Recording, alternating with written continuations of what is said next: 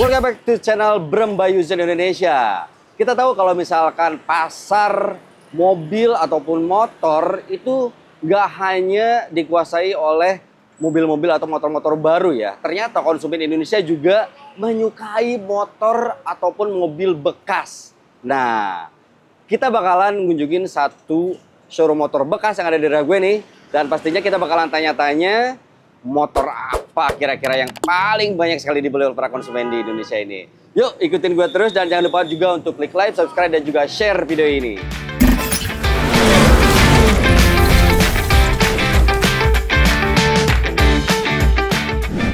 Oke, Jar, dan sekarang gue sudah ada di showroomnya motor bekas ya. Ini salah satu teman gue nih, namanya itu adalah Garasi Mokas, motor bekas. Kita masuk ke dalam, kita lihat ada motor apa aja, sambil kenalan juga dengan yang punyanya. Yuk. Halo, apa kabar? Oke. Nah, ini Om Panji nih. Bukan Panji manusia milenium ya. Manusia silver. Rambutnya yang silver. Oke, apa kabar? Sehat-sehat Om, sehat Om. Oke. Ini pagi-pagi udah buka ya. Udah buka, benar-benar rame banget di sini. Ya, kredit Om. Kredit ya, tapi walaupun tempatnya kecil, tapi ini motornya banyak banget. Palingan di sini kita bisa nampung 15 unit Om. 15 unit? Tapi kalau di luar 15, paling motor di rumah. Oh. Balik, dekat, kebetulan dekat. Oke. Ya. Nah, ngomong-ngomong udah berapa lama sih untuk Garasi Mokas ini? Kalau berdirinya Garasi Mokas sih, kalau keseluruhan udah 6 tahun Om. 6 tahun. Cuman ya? di ruko yang ini kita udah 4 tahun. 4 tahun. 2 tahun kemarin kita sempat di Wanayasa dulu. Oke. Berhubung jarak dari lokasi showroom ke rumah lumayan nih, capek lah ya. Akhirnya udahlah, mutusin pindah. Oke. Kita di sini ada banyak banget. Ya, Om. Itu di sana itu tadi lihat saya ada Ninja juga. Ya. Kemudian di sini motor-motor Matic gitu kan. Ini kebanyakan Matic atau memang ada khusus untuk motor sportnya gitu? Nah, kalau motor itu kan variannya Om ya. Segmentasinya ada yang emang kebutuhan. Kebutuhan ya? Nah, yang dikatakan kita bisa primer lah ya.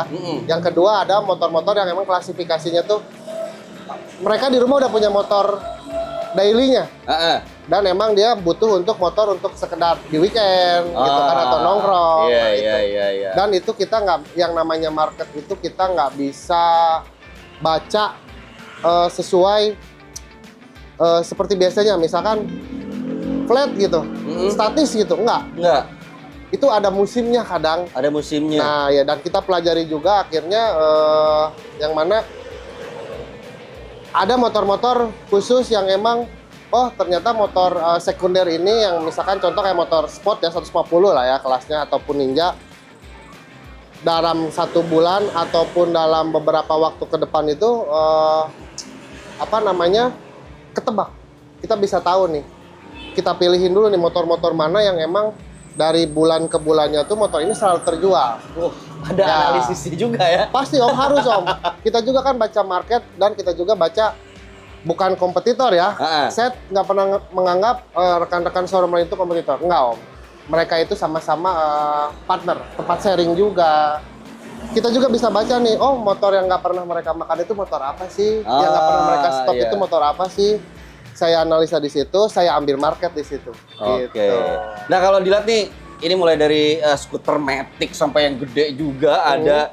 Ini ada apa nih? Genio ya? Genio ini. Ya. Oke, ini di pasaran berapa nih? Umumnya kita jual itu di angka 15 sampai 15.500. 15.500 paling. Ya, 2022. 2022 ya? Ya. Oke. Ada Beat juga nih di sini. Ya. Ada Beat. Kemudian Vario 150 juga ada. Nah, ini berapa nih kalau Vario nih? Itu kita jual 14 Om. 14? Ya. 14 lebih mahal ini ya? Lebih mahal jadi kan ya? tahun ini kan 2022 Om. Nah, kalau ini? Ini tahun 2017. 2017. Kenapa harganya masih tinggi? Karena komunitasnya hidup Om. Oh. Ya. Ya. Jadi harganya bertahan. Kemudian di sini ada Vario juga. Ya. Ini PCX nih, ada PCX, kemudian NMAX, Lexi. Itu Rujung apa itu? Aerox New 2021. Aerox ya? Ya. Tapi untuk segmen untuk yang Matic yang gede-gede gini memang banyak juga. Banyak Om, banyak Om. Kalau misalkan kita berbicara bisnis Om, otomatis kita berbicara masalah profit. Modal itu ngikutin lah Om. Contoh kan motor-motor yang besar ini kan bisa 2 kali lipatnya motor-motor yang kecil. Oke. Otomatis range profit yang kita ambil juga nggak akan sama Om. Nah, biasanya tiap bulannya tuh yang paling laku itu apa sih? Kalau kita itu nggak bisa nggak bisa rata Om. Cuman emang kelas Matic tahun ini yang emang lagi hype itu Matic lah Om. Hype-nya ya? Ya, Matic. Kayak misalkan Vario. Cuman kalau untuk motorsport R15. Ya, kita sebulan itu untuk R15 bisa keluarin 5-7 unit. 5-7 unit? Ya, R15. Yang R15? Ya, karena apa Om? Beberapa rekan showroom di Purwakarta itu mereka jarang nyetok. Oh. Ya, jadi secara kompetitifnya ke sini larinya. Oh, iya kan kalau misalkan motor-motor sport itu kan segmented ya. Iya, betul, segmented gitu. Tapi ini dicampur dengan motor-motor Matic gitu kan. Kita pernah 2 tahun lalu lebih fokus di sport. Karena emang saat itu motorsport lebih menjanjikan Om. Lebih menjanjikan. Ya, kita 80% sport di sini on display. Ngikutin waktu, perkebutuhan juga kan, customer itu akhirnya ya pelan-pelan akhirnya bergeser. Akhirnya sekarang stok saya itu 80% Matic balik. Tapi saya tidak melepas gitu untuk kalau misalkan harga nih di pasaran antara katakanlah di sini mungkin daerah atau kota kecil ya, itu perbandingannya dengan kota besar itu beda jauh nggak sih untuk harganya? Kalau sama Bandung lumayan Om. Lumayan. Bandung di atas. Bandung di atas? Ya. Purwakarta masih di bawahnya Bandung. Kalau Jakarta? Di bawah Purwakarta. Di bawah Purwakarta? Iya. Kalau untuk kota-kota besar kayak Jakarta itu harga motornya relatif murah dibanding di daerah. Tapi kalau Bandung beda. Beda? Kenapa ya? Apa ya? Saya belum pernah analisa sih. Cuman harganya selisihnya lumayan. Selisihnya ya? Iya, selisihnya misalkan lumayan. Itu Vario ini kan 14 nih. Iya. Di Bandung bisa nyampe... Bisa 15. Bisa 15? Iya. Dan Jakarta bisa lebih murah? Lebih murah. 13 mungkin gitu? Iya, Jakarta di bawah. Oke. Tapi kalau misalkan berbicara masalah harga itu naik turunnya ada nggak kayak kemarin tuh isu-isu yang bisa menurunkan harga kayak wah Honda katanya rangkanya ESAF kropos gitu. Nah, kalau untuk berbicara Honda tentang isu kemarin nggak ada tuh Om, nggak ada perubahan yang signifikan dari market jual kita gitu. Yang tadinya misalkan dalam kurun waktu 1 bulan untuk yang rangka ESAF nih ya, yang biasanya kita ngejual 6, 7 ataupun 8 nggak berpengaruh. Adapun penurunan kuantitas jual itu bukan dari rangka ESAF-nya, bukan. Dari apa biasanya? Dari emang emang seperti itu gitu. Selera mungkin. Iya. Oh, kan ternyata isu-isu teknis macam itu nggak ngaruh ya? Nggak ngaruh. Mungkin itu persaingan bisnis lah. Persaingan bisnis. Oke. Nah, kita lihat kalau saya lihat ya bukan karena udah dicuci ya, tapi kayaknya kondisinya memang ready to sell lah, harus ready to sell dan kondisinya bisa dikatakan 80-90% baik ya. Iya. Nah, itu boleh dong bocorin gitu. Kalau misalkan gue nih sebagai konsumen, kalau misalkan mau beli motor nih, tips and tricksnya kayak gimana nih? Ya. Pertama itu, saya sebagai pedagang, saya ngelihat itu kilometer dulu. Kilometer ya? Penting Om. Kilometer itu menunjukkan jarak yang jarak tempuh suatu kendaraan dan itu pun ngaruh kepada usia Om. Usia yang namanya mesin, part, CVT dan lain-lain itu kan punya masa punya masa kerjanya. Masa pakai ya. Minimal kilometer itu bisa jadi acuan kita untuk melihat kendaraan ini layak atau tidak untuk dibeli.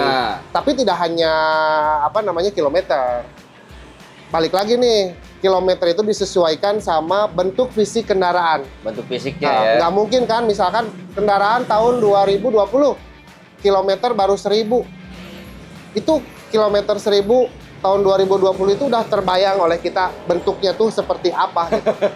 Tapi kadang ada aja Om, apa namanya kilometernya rendah, motornya tidak dirawat, ya percuma. Nah, itu pertama ya Om ya, kilometer dan disesuaikan kondisi fisik ya. Sama kondisi fisik. Terus yang kedua, kalau kita juga nggak boleh alergi sama apa namanya kilometer.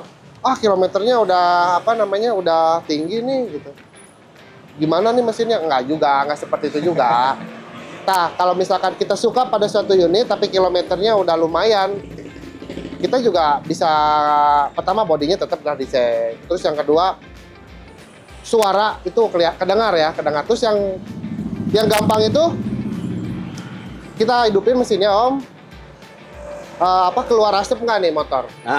Ya keluar asap. Coba dong, boleh dong itu dong. Itu 2 tak Om, pasti keluar asap. Nah, abis di apa namanya keluar asap atau tidak? Asap itu ada 2. Ada yang asapnya warna kehitaman, yang putih. Yang bahaya itu yang putih Om. Justru yang putih? Iya, itu karena ada oli yang terbakar Om. Pembakarannya nggak sempurna dan itu harus turun mesin. Iya dong. Kalau yang apa namanya asapnya masih warna kehitaman itu cuman terjadi pembakaran yang sedikit kurang sempurna, bisa jadi businya yang kotor ataupun injeksinya yang kotor juga gitu kan. Nah, itu dari situlah. Terus tinggal kita colok aja ini Om. Ini ya? Ya. Kalau misalkan motornya basah Om, terdapat endapan kayak seperti oli, itu pasti harus turun mesin. Oh gitu ya? Iya. Dari lubang knalpot ya? Terus terkadang kita ngecek kompresi juga. Biasanya kalau motor-motor pada umumnya ketika dihidupin, kita tutup. Kalau kompresinya masih bagus, motor tersebut mati. Karena kompresinya padat. Kalau masih bagus ya? Iya. Kalau misalkan ditutup nih knalpotnya, lama matinya. Itu yang biasa saya alamin, itu biasanya kompresinya udah mulai lemah. Seperti itu. Oke. Ini keren sih. Itu yang paling ujung berapa harganya? Itu 21.500.000. Aerox 21 juta. Ya. Kemudian ada Lexi. Ya, 2019. Kita jual di angka 14. 14? Ya. Bersaing dengan ini ya, Vario? Lumayan Om. Tapi Oke. masih tinggi lah, Vario masih di atas Lexi. Nah, dengan tahun yang sama. Saya transfer sekarang 10 juta. Nih, saya dapat motor apa? 10 juta ya? Palingan dapat ini Beat 2019 tapi pajaknya Om. 10 juta itu gua bakalan dapat Honda Beat ini tahun 2019 tapi pajak off berapa tahun? Pajak off-nya 2 kali. Sebenarnya kita jual normal ini Beat ini di angka 11.300.000 lah. 11.300.000 ya. Ya 11.300.000. 10 juta ada sisa 1.300.000 itu sebetulnya bisa buat 3 kali ya. Betul. 3 kali pajak. Berarti worth it ya? Worth it. Kadang kan kita jual itu nggak semuanya kita hidupin pajak. Misalkan kita belanja dengan keadaan pajak off. Kadang kita nggak langsung diisi juga Om. Kadang gini, customer itu ada yang punya uang segini. Misalkan kita jual ini 11 juta. Pajak hidup. Tapi kadang konsumen itu customer punya uang 10 juta tapi pengen Beat 2019. Ya solusinya itu pajaknya nanti dulu ya. Nabung dulu aja, tapi kita bisa jual dengan harga sesuai budget. Ya. Oke. Oke, Jeners, itu tadi ya obrolan gue yang sebenarnya kalau misalkan durasinya lebih lama ini enak ya kayaknya bikin sambil ngopi bareng gitu kan, ngobrol. Tapi dengan obrolan tadi sekilas kita bisa tahu kalau misalkan peminat motor bekas di Indonesia itu masih banyak sekali karena motor-motor yang dijual walaupun ada kata bekas, tapi ternyata itu tidak bermakna negatif, malahan ada yang seperti baru. Ya. Ada yang seperti baru dan juga harganya itu ternyata bisa jauh lebih murah daripada motor pasti Om. Baru ya. Kita bisa kredit juga. Wih. Ya. Dengan DP-DP yang sangat terjangkau lah pasti. Dan yang pasti kalau misalkan kita datang ke showroom motor bekas, kita punya budget berapa, itu ada solusinya. Ya, kita sesuaikan, kita bisa menyesuaikan. Oke, nah kalau misalkan kalian tertarik untuk membeli motor bekas, silakan saja untuk yang ada di daerah Purwakarta, datang aja ke garasi Mokas. Ini yang ada di mana sih?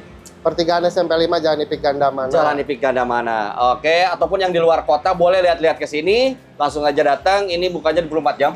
Enggak lah. Kita open dari jam 9 pagi sampai jam 8 malam. Oke, siap.